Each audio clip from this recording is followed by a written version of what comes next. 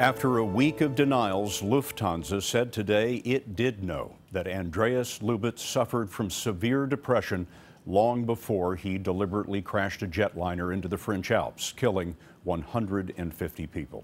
Tonight, crews continue the tedious work of recovering and attempting to identify their remains, and Alan Pizzi has the latest. French investigators say the job of recovering human remains is nearly over, but they won't stop looking. 20 specialist troops will be sent up the mountain tomorrow to begin bringing down personal belongings, which will help with victim identification. Prosecutors on Monday revealed that Lubitz had been treated for suicidal tendencies and accused him of hiding his mental health problems from his employer. But in another twist today, Lufthansa admitted that Andreas Lubitz had told the airline about his depression when he resumed his flight training in 2009.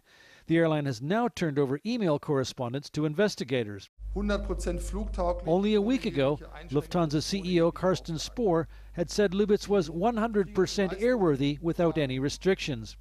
Until now, Lubitz's medical health records have been protected by Germany's stringent privacy laws.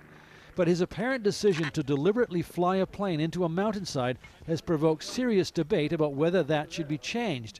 Currently, doctors are not obliged to tell airlines if pilots have problems that would preclude them from flying. And the German Chamber of Doctors issued a statement that a physician can only disclose a condition when he has definite knowledge that the patient will cause a dangerous situation. Breaking patient confidentiality can mean a jail sentence.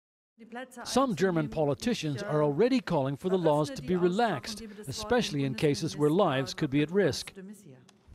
For the hundreds of relatives who will come to the crash site, however, laws have little relevance now. Lufthansa has reportedly told its insurers to set aside some $300 million to cover compensation claims, the recovery effort, and the aircraft got. That's in addition to the $55,000 per family member it's already offered to cover immediate costs. Alan Pizzi on the story again for us tonight. Alan, thanks very much.